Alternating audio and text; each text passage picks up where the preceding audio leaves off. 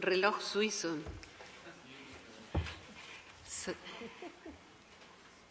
Muy buenas tardes. Tengo el gusto de abrir esta audiencia solicitada por organizaciones de la sociedad civil de México.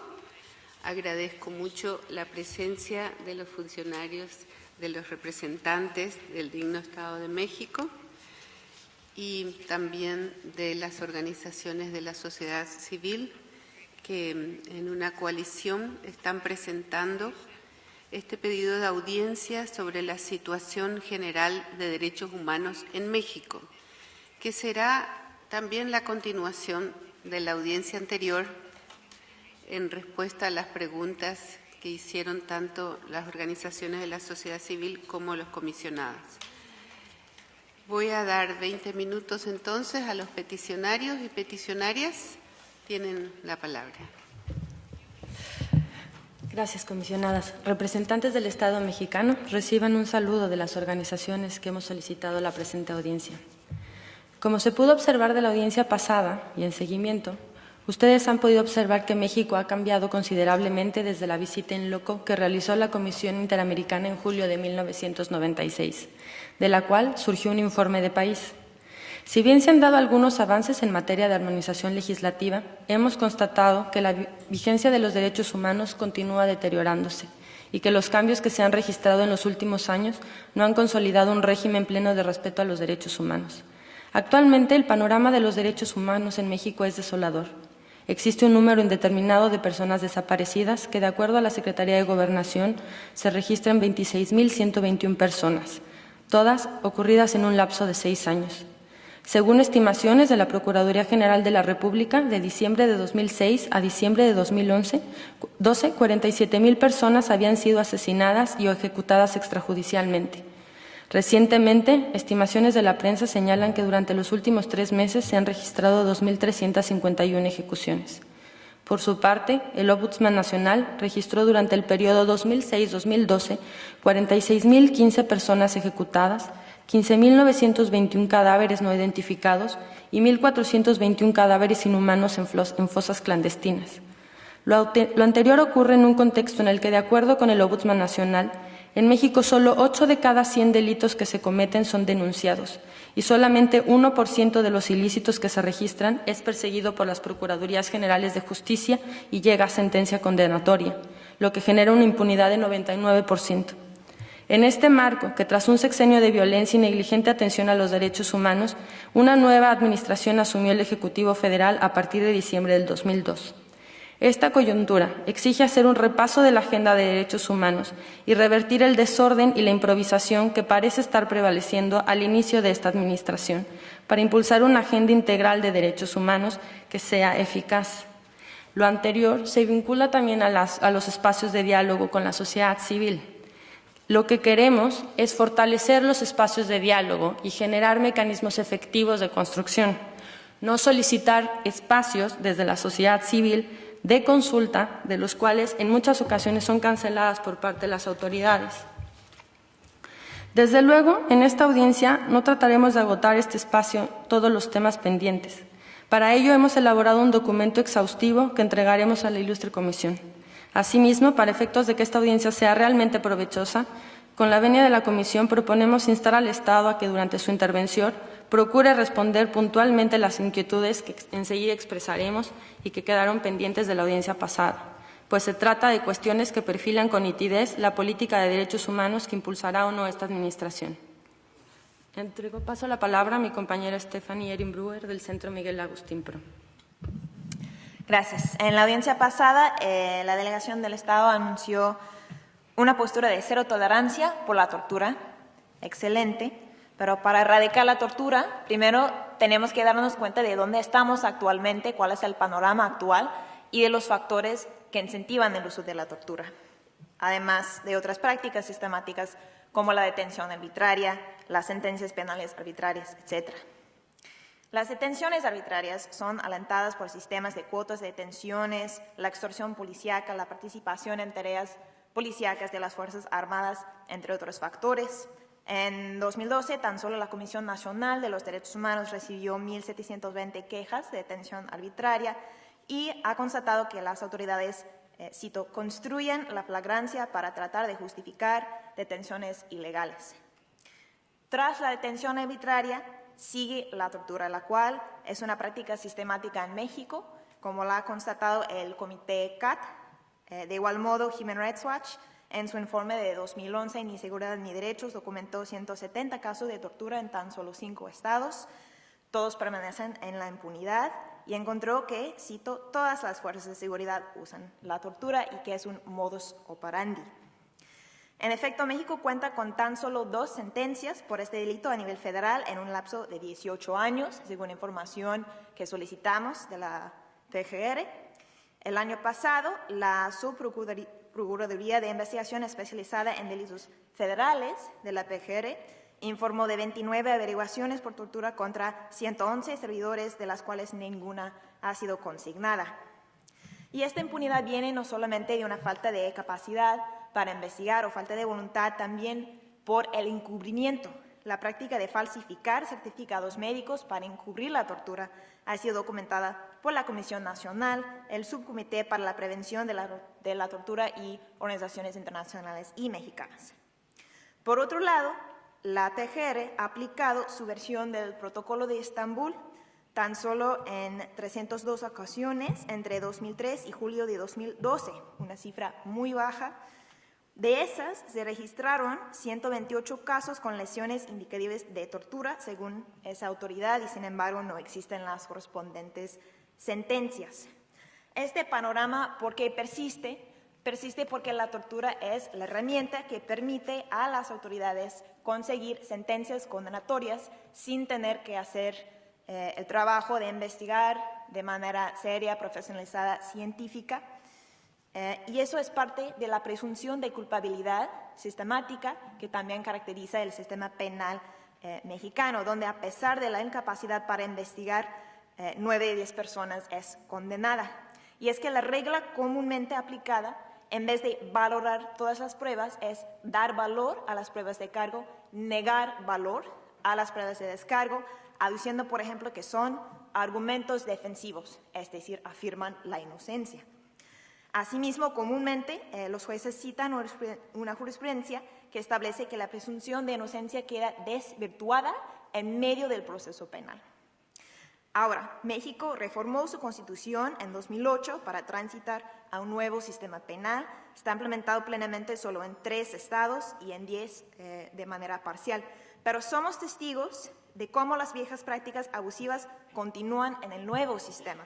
Por ejemplo, en Chihuahua, pionero en el nuevo sistema penal, en el caso de Israel Arzate, que está procesado por un delito que no cometió con base únicamente en una confesión obtenida bajo tortura, y la autoridad judicial no admite como prueba el Protocolo de Estambul, que así lo demuestra. Esto también nos remite a la arbitrariedad del monopolio que ostenta el Ministerio Público sobre la aplicación del Protocolo de Estambul, un tema en el que nos parece que la Comisión puede jugar un papel importante haciendo una evaluación de la aplicación del protocolo en México. Gracias.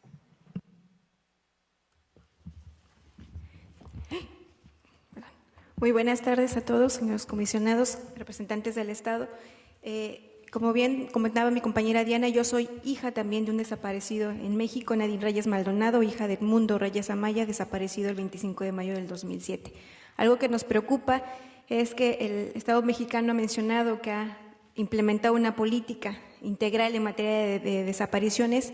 Sin embargo, nos preocupa que dentro de esta política no se hace mención o no se está especificando claramente los delitos que son cometidos por el Estado, es decir, desapariciones forzadas que son cometidas por los mismos elementos de los cuerpos represivos del Estado mexicano, y solamente se hace alusión a desapariciones, ausencias o personas extraviadas. El Estado mexicano desde hace muchos años se ha negado a aceptar la existencia de esta práctica sistemática en México, y una evidencia de eso son las sentencias que tiene la Corte Interamericana, que ha emitido en contra del Estado mexicano, y que estas no han sido resueltas.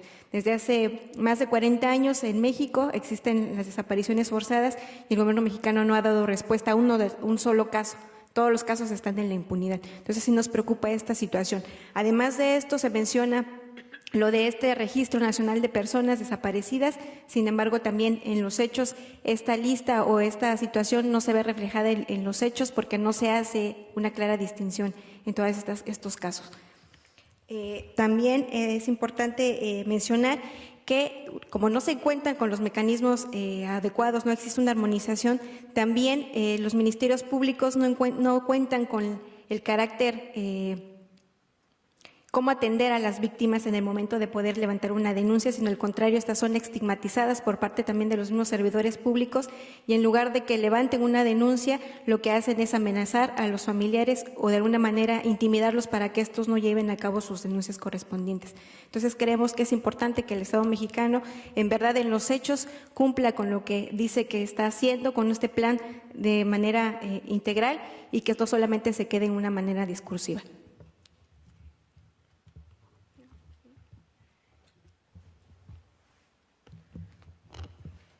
En cuanto a la seguridad pública en el país, la militarización y la obligación de reformar el fuero castrense, quisiéramos también hacer unas precisiones. Ya se mencionaba que se han presentado varias iniciativas, son al menos 8 en los últimos 2 periodos de sesiones del Congreso de la Unión. Actualmente, recientemente también se presentaron varias propuestas, sin embargo, estas no terminan de aterrizar y existe mucha resistencia por parte de las autoridades para reformarlo. Asimismo, es necesario precisar que si bien la Suprema Corte de Justicia de la Nación se pronunció recientemente en el caso de Bonfilio Rubio Villegas, declarando inconstitucional el artículo 57 del Código de Justicia Militar, reafirmando que no es una cuestión de constitucionalidad, sino de legalidad. No obstante, no es obligatoria aún esta resolución, es un paquete de varias resoluciones que no han terminado de discutirse en la Suprema Corte de Justicia de la Nación, que en muchos no termina de haber engroses las sentencias finales y mucho menos criterios firmes obligatorios para todos los tribunales. Asimismo, esta impunidad militar es necesaria reformarse y combatirla. Las estadísticas nos muestran un incremento dramático en la utilización de elementos militares desde el año 2007, con el inicio de la guerra contra la delincuencia organizada, y en consonancia las violaciones a derechos humanos aumentaron. Por ejemplo, la Comisión Nacional de los Derechos Humanos recibió en el sexenio pasado al menos 7.441 quejas que refieren a abusos de derechos humanos. Por su parte, en lo que va del sexenio, 1 de diciembre de 2012, 8 de marzo de 2013, la CNDH ha recibido al menos 291 quejas en contra de la Secretaría de la Defensa Nacional. Preocupan también las quejas recibidas contra la Policía Federal y el incremento de la militarización de los cuerpos policiales durante los últimos 6 años, ya que militares en activo o en reserva ocupan estas fuerzas policiales municipales o estatales sin que existan, por supuesto, controles efectivos. Asimismo, en la materia ha habido declaraciones por parte del Ejecutivo Federal en donde se habla de una gendarmería nacional. Este cuerpo, que no se tiene muchísima más información, pero que ya empieza a salir algunas declaraciones por parte del Comisionado Nacional de Seguridad, que antes fuera una Secretaría de Seguridad Pública independiente y que ahora forma parte de la Secretaría de Gobernación, y aquí puntualizamos que es muy peligroso la concentración de facultades que se está dando a la Secretaría de Gobernación, con una dependencia directa sobre los cuerpos policiales y además sobre esta gendarmería que se ha anunciado se conformará por más de 10,000 elementos del Ejército y de la Marina, donde además esta Secretaría de la Defensa Nacional va a capacitar a elementos supuestamente civiles. En conclusión, pues creemos que nos encontramos frente a otro nombre para la militarización, es decir, esta gendarmería para la militarización de la seguridad pública. Con base en esta información, quisiéramos preguntar al Estado qué ha sucedido con varios de los casos remitidos. Si bien presentaban cifras, tampoco se tienen personas sentenciadas. En las cifras oficiales por parte de la Secretaría de la Defensa Nacional se tienen sentencias en menos de 5 casos. Asimismo, preguntamos qué papel está jugando la CN y la PGR en estas investigaciones.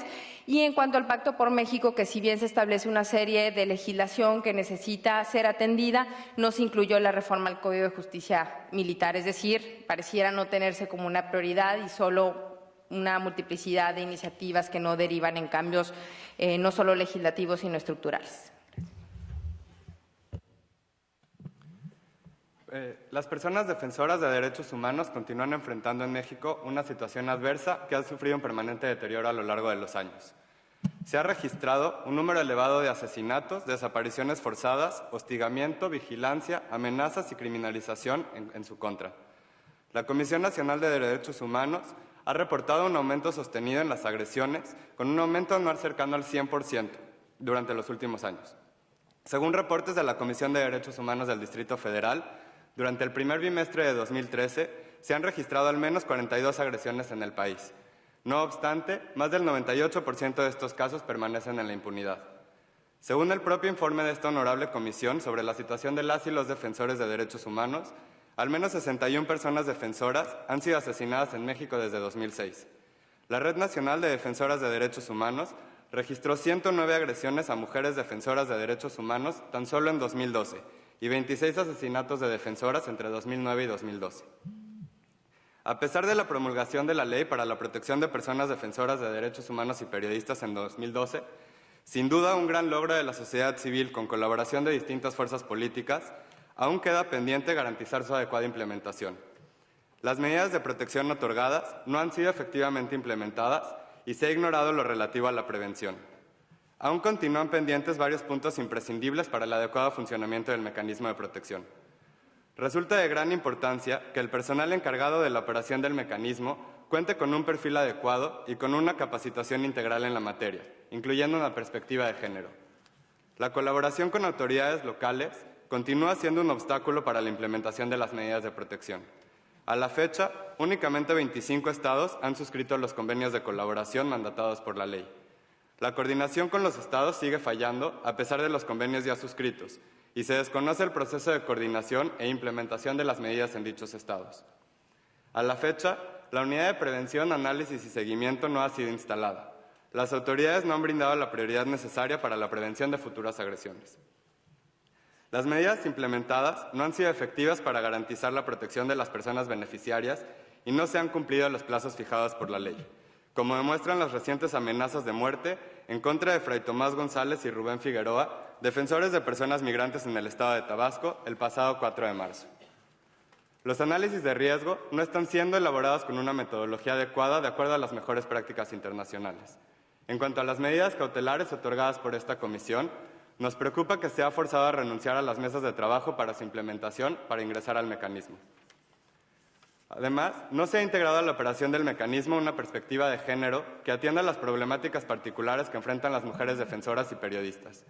El otorgamiento de medidas de protección debe incluir indicadores específicos en materia de género. El Estado debe implementar una amplia campaña de difusión sobre el mecanismo con el fin de dar a conocer sus alcances entre las y los defensores y periodistas. Si las poblaciones que se beneficiarán del mecanismo desconocen su existencia, el mecanismo no servirá. Es también fundamental que las autoridades competentes pongan fin a la impunidad en casos de agresiones contra las y los defensores. La ley no contempla mecanismos específicos para garantizar investigaciones adecuadas y la sanción a los responsables. La mejor medida para la prevención y protección de personas defensoras, sin duda, es investigar y sancionar a los responsables. Por todo ello, solicitamos respetuosamente al Estado mexicano brinde mayor información con respecto a las actividades que están desempeñando para asegurar la adecuada implementación de las medidas de protección en aquellos estados que ya han suscrito los convenios de colaboración, así como para garantizar que los 7 estados pendientes suscriban sus convenios. Solicitamos asimismo expliquen las razones que no han permitido la instalación de la unidad de prevención, así como el proceso que seguirán para su conformación. Finalmente, exigimos mayor información al Estado sobre la vinculación del mecanismo con las autoridades de Procuración de Justicia para garantizar investigaciones diligentes en casos de agresiones contra personas defensoras. Quisiera hacer también una precisión sobre el tema del arraigo, que quedó pendiente de la audiencia pasada.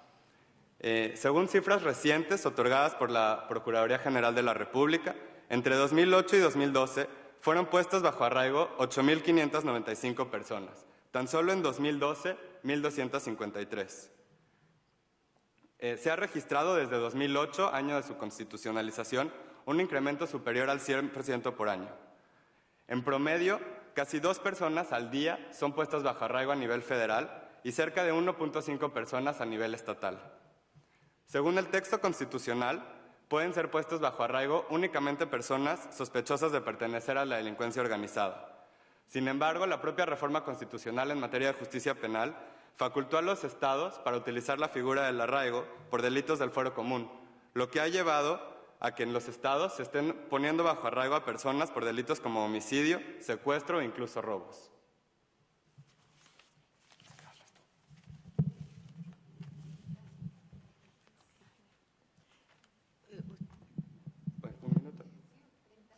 30 segundos. Sí, también quisiéramos hacer otras preguntas al Estado.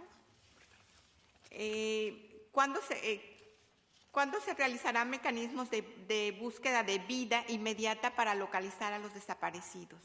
Protocolos de investigación que nos digan, nos garanticen el derecho a la justicia. ¿Y qué mecanismos emergentes y extraordinarios desarrollará el actual gobierno para garantizar los derechos a la justicia y a la verdad de los familiares de desaparecidos, considerando que México enfrenta una crisis humanitaria en este rubro?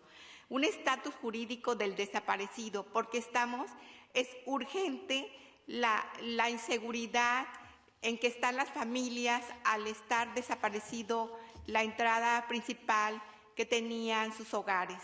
Ahorita hay problemas de deudas hipotecarias y al no haber un estatus jurídico del desaparecido, se está creando una emergencia humanitaria de cuatro formas: en vivienda, educación, trabajo y salud.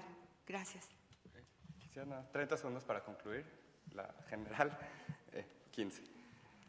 Para concluir, instamos respetuosamente al Estado a responder ahora los aspectos antes señalados que permitan avanzar en las problemáticas más apremiantes en México.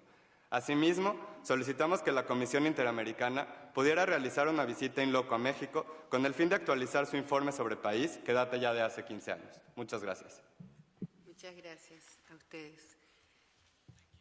Le damos la palabra a los representantes del Estado. Tienen 20 minutos. Gracias.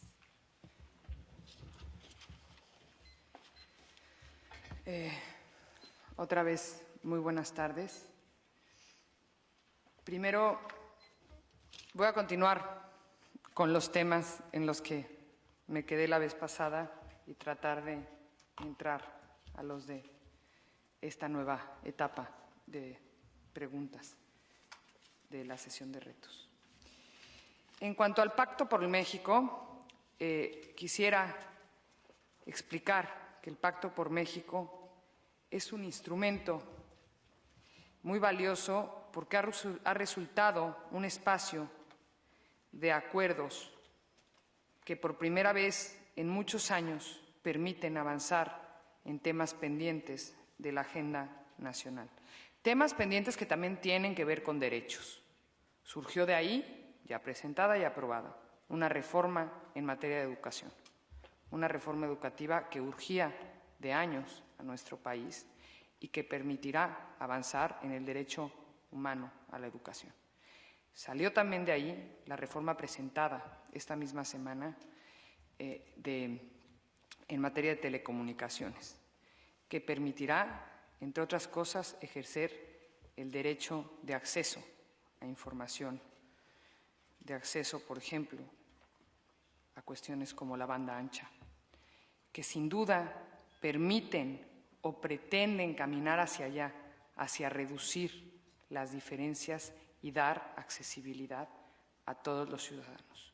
Es en ese sentido que yo sí me permito destacar la importancia de un pacto de esta naturaleza que nos permita avanzar en lograr un México más equitativo, un México más justo, con la claridad de que eso contribuirá a construir un México en paz.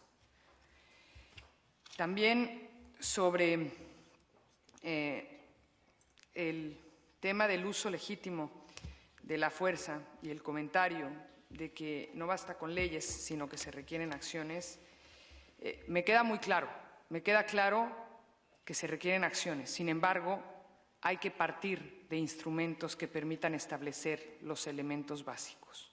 Y una ley, sin duda, establecerá a nivel nacional los elementos básicos que han de seguirse en materia de uso de la fuerza.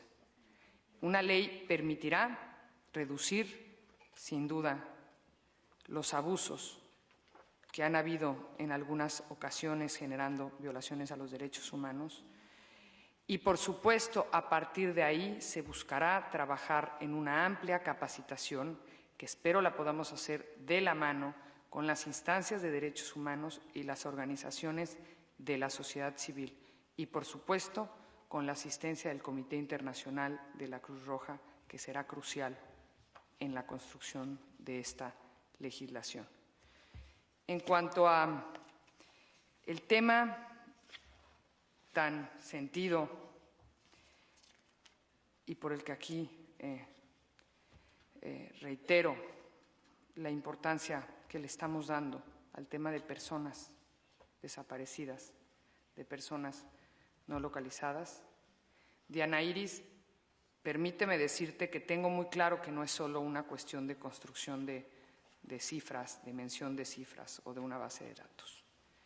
Cuando presentamos recientemente las cifras de la base de datos que se obtuvo de la administración anterior, dijimos también claramente que ese era apenas el primer paso en un camino que sabemos que será largo de recorrer y con la claridad de que detrás de esas cifras hay personas y hay familiares con un enorme dolor. Tenemos muy clara la necesidad de avanzar no solo en la depuración de una base de datos que hasta hoy no distingue entre personas desaparecidas por diversas causas y que habrá que depurarse.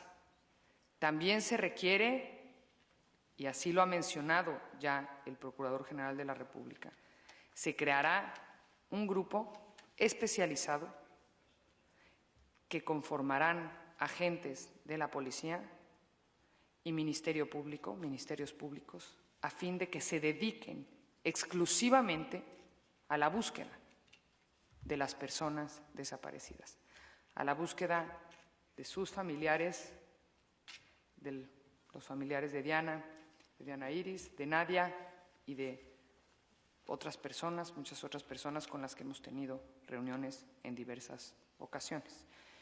También quiero decir sobre este tema que se está trabajando, y lo podrá comentar ampliamente Eliana García, en la elaboración de protocolos de búsqueda que también están establecidos en el convenio que firmamos con el Comité Internacional de la Cruz Roja y que permitirán determinar herramientas eficaces en la búsqueda de personas no localizadas, de personas desaparecidas. Es un tema que tenemos presente y que, por supuesto, le estamos dando la importancia que requiere.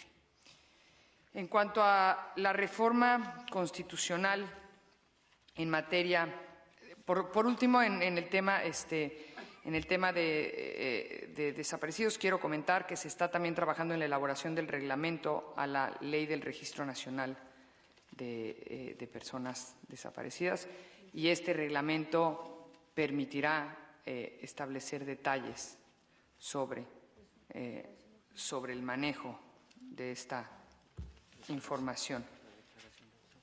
Y por otro lado, porque aquí lo mencionaron, entiendo, sí, creo que lo mencionó Diana, el tema de la declaración de ausencia. Sabemos que para el ejercicio de derechos patrimoniales ha sido un tema muy complejo para las personas que tienen familiares de desaparecidos.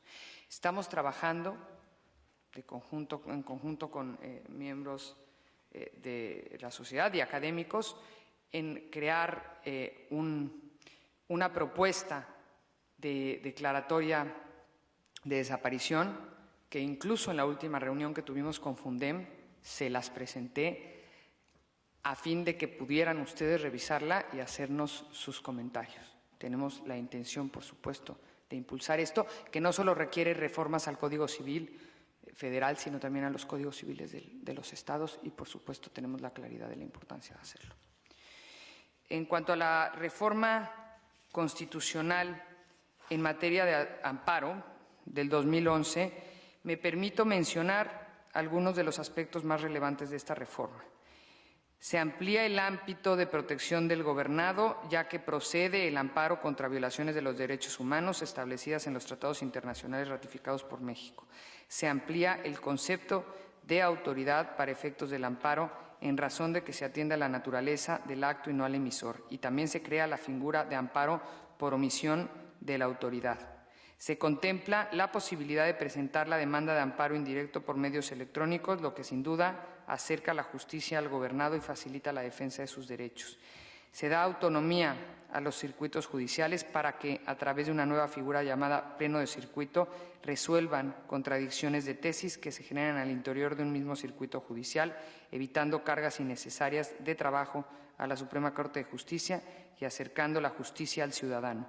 Se establecen las declaratorias generales de inconstitucionalidad, con lo que, al declarar la Suprema Corte de Justicia una norma inconstitucional, se dará aviso a la autoridad para que modifique o derogue la norma. Hay que decir también que recientemente se ha estado promoviendo en las instancias legislativas de nuestro país una reforma de amparo que establece un elemento fundamental en materia de derechos humanos, que es la posibilidad del amparo colectivo. Y creo que es un tema que hay que destacar. En cuanto a la reforma a la Ley General de Víctimas, es un tema que le pediré, por supuesto, a Eliana García que mencione, porque hay que decirlo, fue una de las fuerzas motoras de la creación de esa ley y es alguien que hoy está trabajando desde el Estado por avanzar en el tema de derechos humanos. También, en cuanto al tema de arraigo, le pediré a Eliana y a Juan Carlos si quieren profundizar en este tema. Juan Carlos, que también es alguien que se ha incorporado a trabajar en el avance de los derechos humanos y que lleva muchos años de experiencia en este tema desde la sociedad civil y que, por supuesto, además nos permitirá acercarnos a las organizaciones para trabajar de la mano. Por mi parte es cuanto para que tengan tiempo de comentar. Muchas gracias. Eliana primero. Y me dejan un cachito al final para la víctima de seguridad. Bien, yo agradezco mucho nuevamente a las dos comisionadas y al comisionado y a los compañeros de las organizaciones civiles, a los que les tengo un particular aprecio y respeto. Yo escucho las distintas participaciones de ustedes y no puedo más que compartir los cuestionamientos que ustedes hacen. Quienes hemos trabajado las distintas legislaciones y armonizaciones de los derechos humanos en nuestro marco jurídico interno, sentimos una sensación de bipolaridad, porque se avanza en la construcción de reformas constitucionales, de marcos legales, y no se expresa aún esos avances en la realidad de la construcción de los derechos humanos. Ustedes han mencionado los periodos en los que estas situaciones terribles que ustedes nos relatan han sucedido y pues los conocemos en carne viva.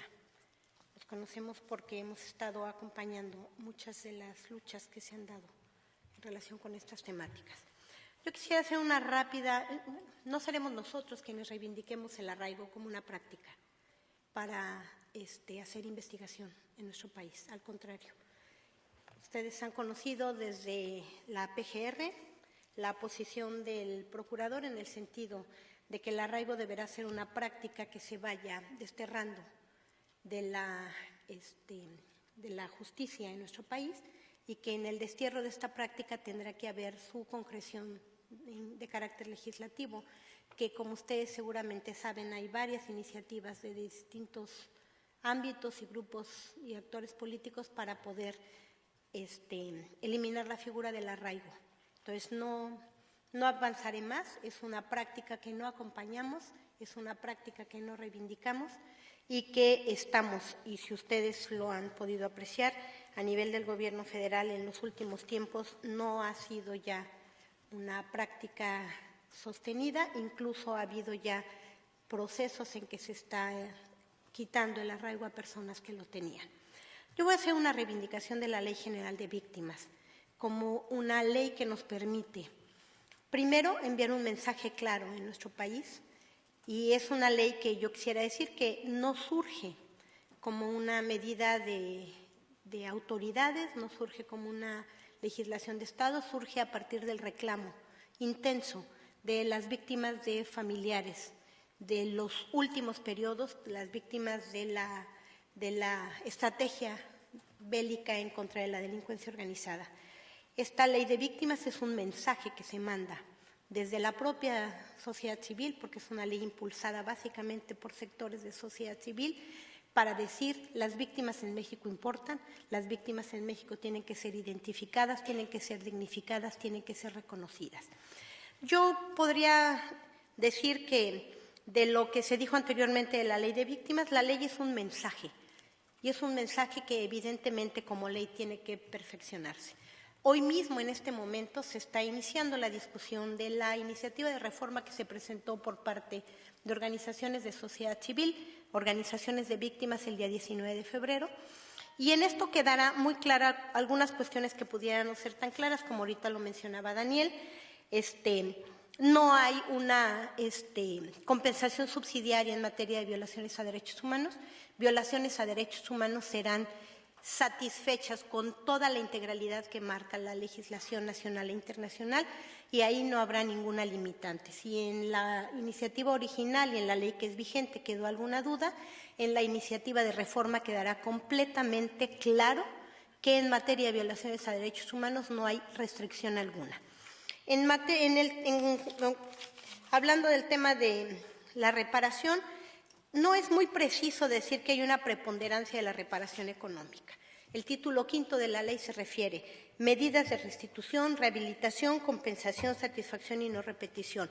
Obviamente, como toda ley, necesitamos buscar los mecanismos claros de implementación de la ley, y esta es una cuestión que está discutiéndose incluso en materia de su posible reglamentación con sectores de la sociedad civil que están dedicadas a la atención de víctimas. La Comisión Ejecutiva de la Ley General de Víctimas es una comisión eminentemente ciudadana que pretende precisamente que esté la sociedad civil, las organizaciones de víctimas representadas en la construcción de las políticas públicas en materia de atención a víctimas.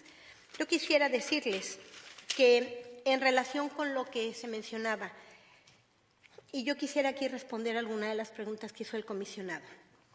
Nosotros hemos trabajado durante muchos años por erradicar, sancionar, combatir la desaparición forzada de personas. Pero en México, en el último periodo, hay un nuevo fenómeno que no es la desaparición forzada de personas. No son solamente autoridades las que están haciendo desaparición, y como decía la compañera de Fundem, tenemos una laguna jurídica que tenemos que trabajar de manera compartida para poder establecer con claridad cómo vamos a hacer protocolos de búsqueda, de investigación de personas vivas desaparecidas, porque la enorme tragedia humana que ha habido en México a partir de la desaparición que se da por grupos delincuenciales, probablemente con la omisión de las autoridades o con la omisión de las autoridades para permitir el acceso a la justicia, a la verdad, es algo que no tenemos resuelto. Ni las organizaciones de derechos humanos, ni el Estado no hemos logrado concretar una definición clara. Entonces, yo quisiera decir que este es uno de los grandes pendientes que tenemos como sociedad civil, como Estado, como autoridades, tener una definición más clara en relación con el tema de los desaparecidos. En la Ley General de Víctimas viene ya en la reforma que hoy se está empezando a discutir, como se los comentaba en el Senado, viene una definición de otorgar personalidad jurídica a la persona desaparecida para que puedan tener acceso a todas las cuestiones de carácter patrimonial y no tengan que estar sufriendo la tortuosa situación de que, además del dolor de la desaparición, tengan que estar recorriendo todas las instituciones para ver si en algún lugar hay alguna atención. Esto vendrá en el artículo 21 de la reforma a la ley, y yo creo que tenemos que compartir como sociedad civil todo lo que significa la Ley General de Víctimas para poder generar medidas de atención, reparación, justicia, todo lo que se requiere en los estándares más altos. Yo dejaría para que el compañero Juan Carlos termine. Le pedirías, por favor, si pueden también responder a la pregunta de qué manera van a poner fin al arraigo.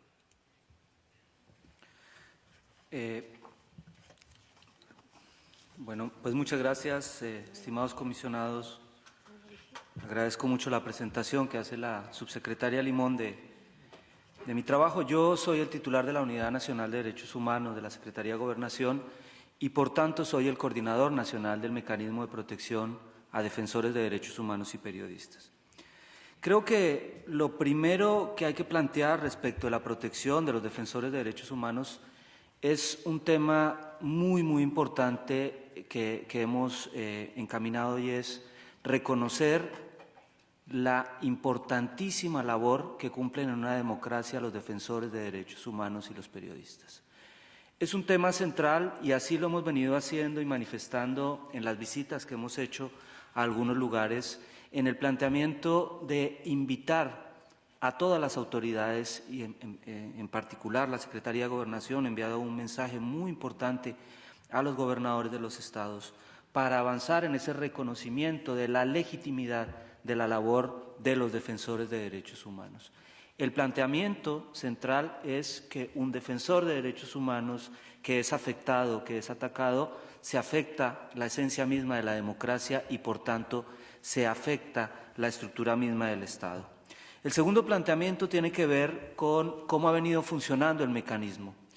Creo que el mecanismo, como acertadamente lo plantea Daniel Joloy de la Comisión Mexicana, quien hasta hace poco era mi compañero de trabajo, es una construcción que ha venido desarrollándose de forma colectiva y con un gran impulso de las organizaciones de la sociedad civil. La ley y el reglamento que hoy tenemos es un logro de la sociedad civil y es en estos momentos al Estado al que le toca implementar el mecanismo de protección a defensores de derechos humanos y periodistas. El mecanismo tiene 5 meses de funcionamiento. Hemos tenido algunas sesiones, podría dar algunas estadísticas de cuántos casos hemos atendido. Se han atendido 48 casos y se ha ordenado mecanismos de protección para 35 defensores de derechos humanos y 11 periodistas. En 5 meses estamos empezando el proceso de estructuración, estamos empezando el proceso de articulación y yo he invitado abiertamente a las organizaciones a que nos ayuden a configurar y a construir las unidades que hacen falta. Es evidente que hace falta algunas unidades y hace falta personal y hemos manifestado abiertamente que estamos dispuestos a continuar en el proceso de fortalecer el mecanismo y hemos tenido un espacio de diálogo abierto y fluido con las organizaciones para avanzar en ese sentido. Se hace mención también al tema de casos específicos, por ejemplo, el caso del albergue de Tabasco. En el caso de las amenazas recientes al albergue, quiero manifestar 2 cosas. Hemos realizado hace algún tiempo una visita a un albergue de migrantes, un tema muy importante y de gran preocupación tanto para la subsecretaría como para el mecanismo de protección y creemos que la presencia nuestra y el reconocimiento del trabajo de los defensores de derechos humanos de los migrantes es un paso necesario para avanzar en los temas de protección a defensores de derechos humanos.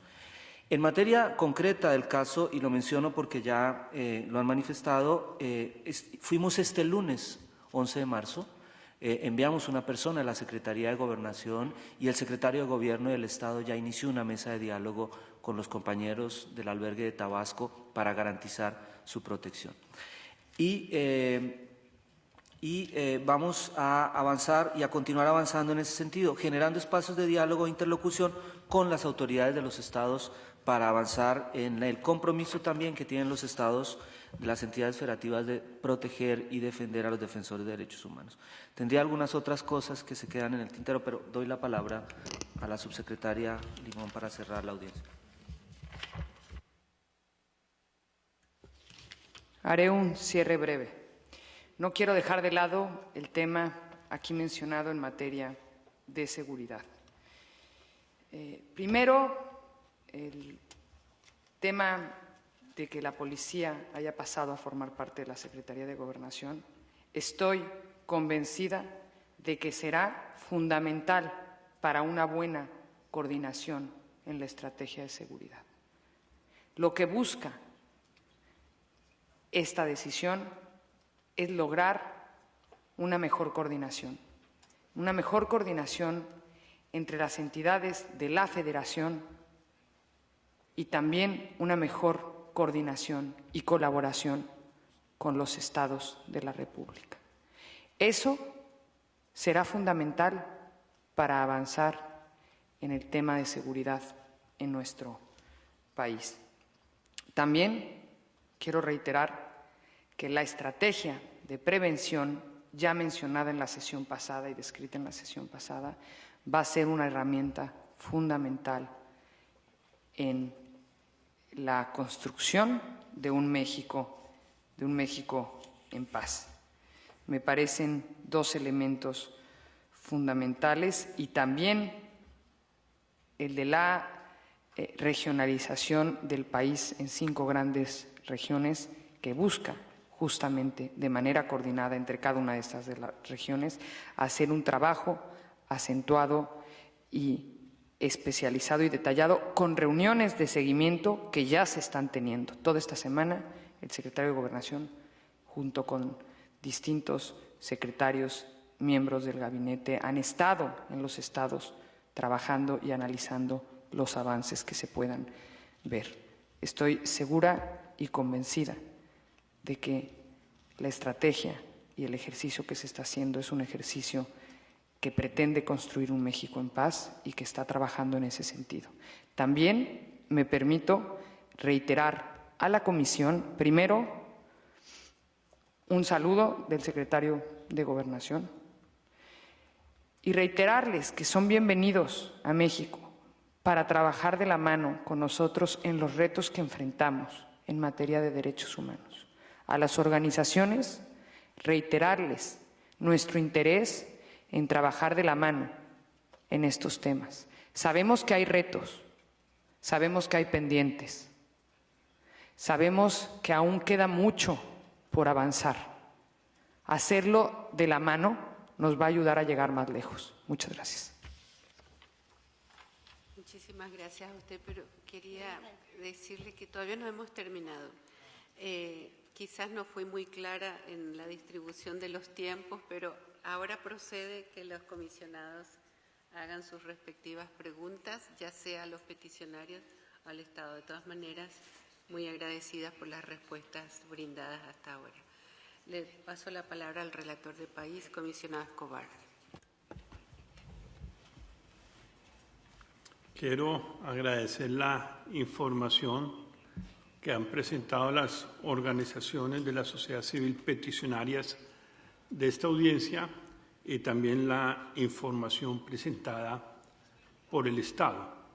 En realidad, la audiencia ha versado sobre la situación general de derechos humanos de México. Sin embargo, nos ha dado una visión panorámica y transversal de lo que son los problemas de derechos humanos en México. Realmente lo deseable habría sido tener el espacio y el tiempo suficiente para analizar con más rigor los distintos problemas que se están presentando. Haber podido profundizar en situaciones graves como el problema de las torturas, o poder profundizar en la gran crisis humanitaria que está atravesando México con la situación de la desaparición forzada, o con la situación de los migrantes, y como se ha dicho en este periodo de sesiones en otra audiencia, con el grave problema de la criminalización de los migrantes en México. Realmente son aspectos sobre los que hay que hacer una evaluación más cuidadosa para avanzar en el diagnóstico del problema y en la formulación de las políticas públicas. Sin embargo, de toda esta visión general, que también es claro que corresponde, no es una situación aislada de México, sino que también se da dentro de un contexto que están viviendo distintos países de la región, en donde se atraviesa graves problemas de seguridad ciudadana causados por el fenómeno del narcotráfico y por la aparición de organizaciones criminales. Si bien es cierto, se presenta dentro de ese contexto, pero también es cierto que los estados deben adoptar las políticas públicas y las medidas para erradicar estos problemas. Y realmente también preocupa que en relación con todas estas violaciones graves de derechos humanos, estamos viviendo una situación de impunidad o de falta de eficacia de la justicia, porque son constantes los reclamos de las víctimas de desaparición forzada o las víctimas de torturas o de detenciones arbitrarias que no encuentran en la acción de la justicia una investigación real y un castigo a los responsables.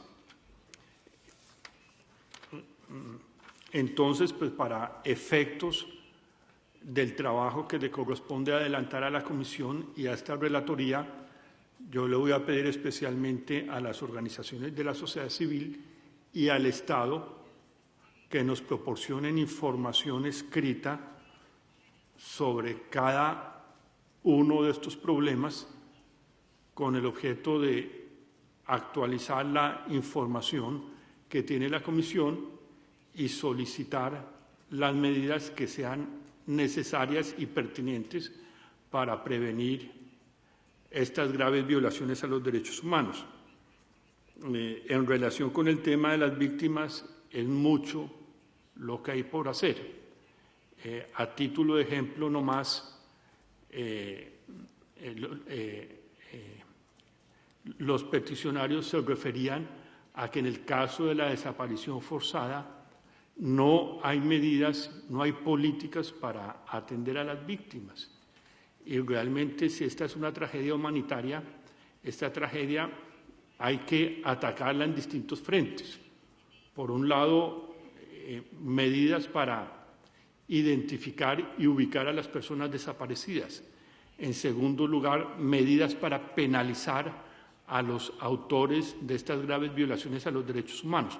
Pero lo fundamental también es medidas de protección a las víctimas, medidas de asistencia psicológica, de asistencia social y de asistencia económica a los familiares de las personas desaparecidas, porque normalmente la persona desaparecida es la cabeza del hogar, es la cabeza de la familia, y al desaparecer el sustento de esa familia que no solamente se ve gravemente afectada por la ausencia de su ser querido, sino por la imposibilidad de atender su subsistencia diaria. Entonces, sí quisiéramos tener información sobre todos estos aspectos para adelantar un adecuado monitoreo a la situación general de los derechos humanos en México. Muchas gracias. Muchas gracias a usted, comisionado. Comisionada Shelton. Thank you. I'd like to thank the civil society organizations and the states for all the information that has been brought to us in the last two hearings, and certainly the information about the efforts that are being made in Mexico following the constitutional amendment to really give effect to human rights guarantees. I have two questions and suggestions, and given all you have to do, I hate to add to your workload, but that's what I'm going to do. In addition to dealing with those who have already disappeared, there's the question of preventing future disappearances. So I'd like information particularly on the issue of human trafficking and what legislation you may have in effect, since trafficking can be a source of disappearances, but beyond that, we also know, certainly in terms of the smuggling of migrants, that it can be a tremendous problem leading to huge loss of life.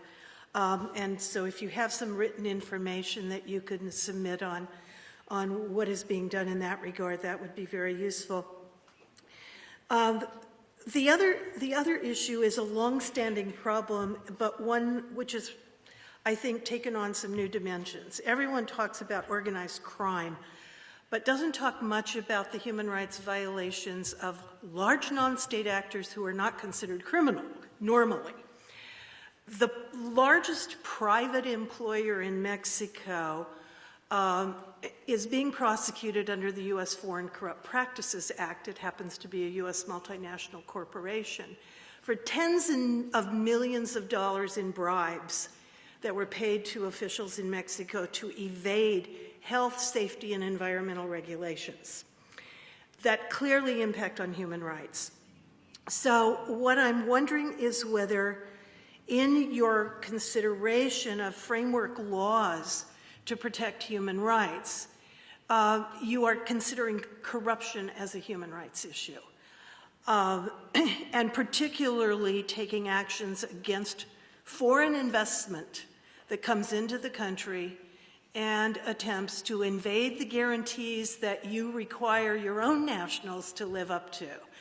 One of the suggestions I made to another government in an earlier hearing was considering in future bilateral investment treaties that are either being entered into or renegotiated, and also into investment contracts that you put human rights clauses to ensure that foreign investors coming into Mexico live up to what the OAS Charter requires, which is that multinational companies must live up to the domestic human rights guarantees and international treaties ratified by the governments of the countries where they are doing business.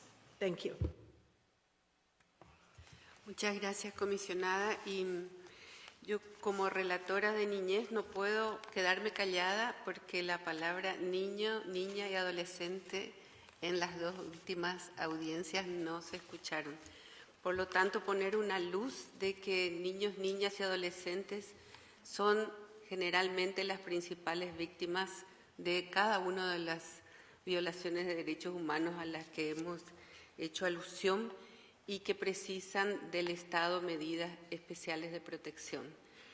Y me gustaría hacer una última pregunta en relación al Código de Justicia Militar, pues si bien la Suprema Corte de Justicia ha restringido en varias sentencias el alcance del fuero militar, todavía no ha sido reformado y quería saber si está dentro de los planes de reforma legislativa, la reforma del Código Penal Militar, de manera que las violaciones de derechos humanos sean juzgadas por el fuero civil.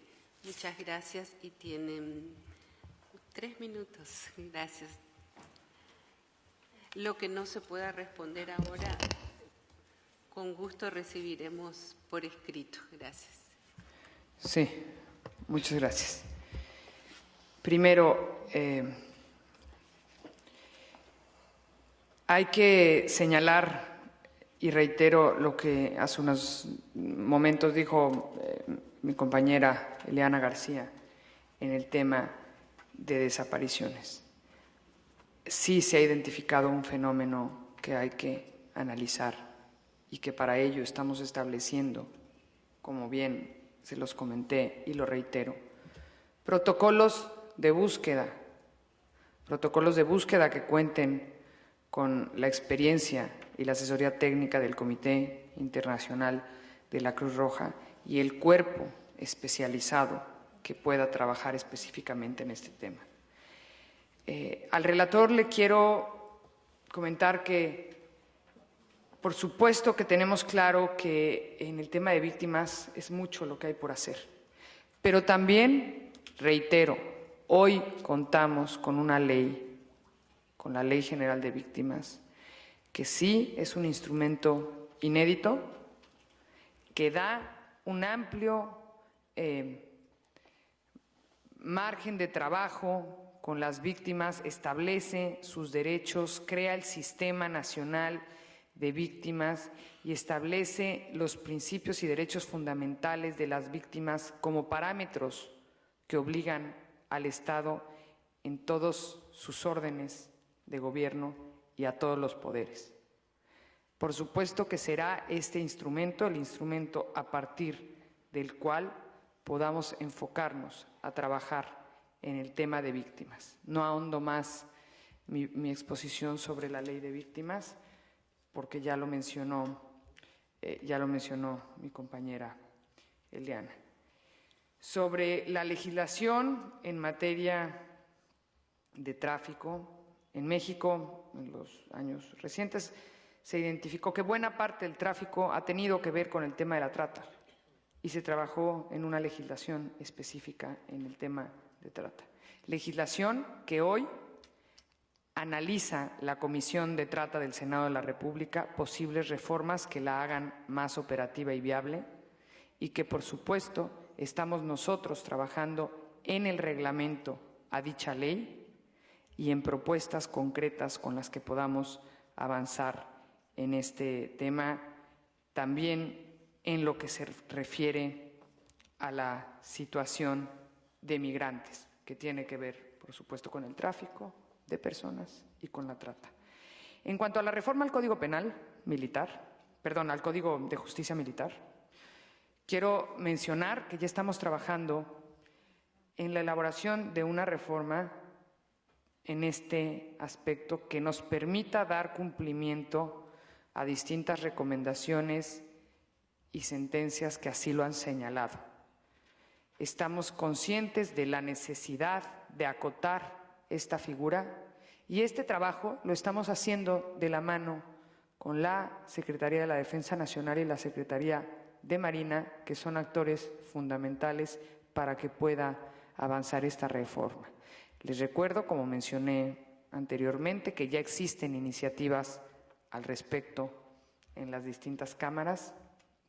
Sin embargo, estamos nosotros haciendo este ejercicio de reforma. Reitero, en cuanto al arraigo, ahorita le cederé la palabra a Juan Carlos, pero en cuanto al tema de arraigo, lo que puedo señalar y reiterar es lo que dijo mi compañera Eliana. Por supuesto que es una figura que se está trabajando y ya con resultados concretos en la reducción del uso de esta figura. Primero, porque tenemos evidencias de que no ha dado los resultados que se esperaría o que se había pensado, se podría haber pensado que daría. Segundo, porque sabemos que es una figura de la cual se abusó en muchos casos cometiendo violaciones a los derechos humanos y nuestra prioridad como Estado es la protección y defensa de los derechos humanos. En congruencia con ello, trabajaremos y la PGR así lo está haciendo y además, han participado en foros que se han organizado en el Senado de la República. Hemos participado como Estado y la Procuraduría lo ha hecho y han sido los primeros y el Procurador, de hecho, en el primer Consejo de Seguridad Nacional fue lo primero que dijo, la claridad en revisar la figura de arraigo. Entonces tenemos un compromiso muy claro en la materia hecho por el Procurador General de la República. Y Juan Carlos quiere. Sí, muchas gracias, subsecretaria. Sobre ese tema, muy rápido, yo creo que el lenguaje y el discurso en materia de derechos humanos es muy importante. Y quiero resaltar algo. En la sesión del Consejo Nacional de Seguridad Pública, el presidente Enrique Peña Nieto ordenó al Procurador General a revisar la figura del arraigo. Ahí hay un cambio fundamental en materia del lenguaje. Es importante mencionar eso, porque la necesidad de revisar la figura empieza a atender las recomendaciones internacionales que han sido planteadas, entre ellas las de la Comisión Interamericana, de revisar la figura. Y también, evidentemente, como plantea Stephanie, el Comité contra la Tortura ordena la eliminación de la figura, pero evidentemente es un paso el empezar a abrir y a cuestionar la existencia misma de la figura. La subsecretaria lo reconoce, hemos señalado, la subsecretaria lo ha dicho, el Procurador General lo ha dicho, que el arraigo vulnera garantías procesales, que afecta garantías procesales. Eso ya de entrada es un cambio copernicano en la posición sobre el tema. Los los temas relacionados con cómo el debate se ha planteado ya en el Distrito Federal o en Campeche, donde se están empezando a usar alternativas como las pulseras electrónicas o otros temas, creo que también son un avance. Y creo que es deber de la sociedad civil y de nosotros sentarnos a revisar conjuntamente el tema para avanzar en la restricción de la figura. Gracias.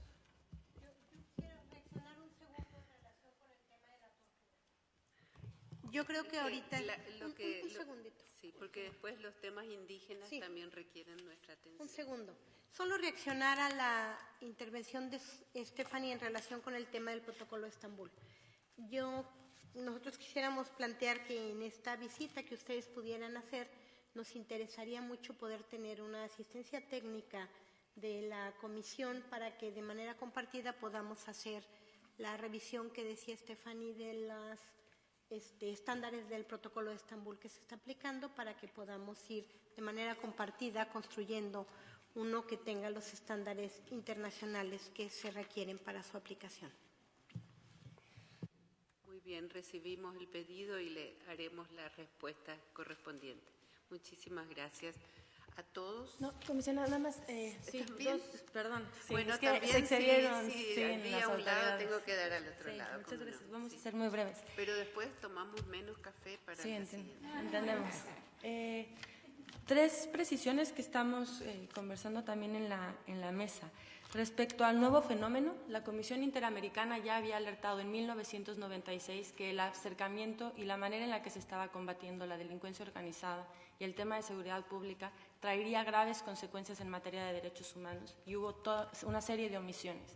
Lo que estamos viendo ahora es consecuencia de toda esa falta de toma de decisiones. Segundo, la diferencia entre narcotráfico y autoridades en los estados no es tan separada la línea, ¿no? Y me parece que es muy importante que las autoridades y ustedes, ilustre comisión, tengan también muy claro que uno de los problemas que estamos enfrentando es la corrupción, pero es también la participación de las autoridades encargadas de la Procuración y Administración de Justicia en la delincuencia organizada, que eso afecta la seguridad de las personas y también obstaculiza por completo las investigaciones. Y en términos del acercamiento con la sociedad civil, lo que queremos señalar es justo las medidas como lo han presentado, si bien son bien intencionadas y hemos identificado un cambio de discurso, lo que queremos ver son acciones concretas que cumplan con lo ya recomendado.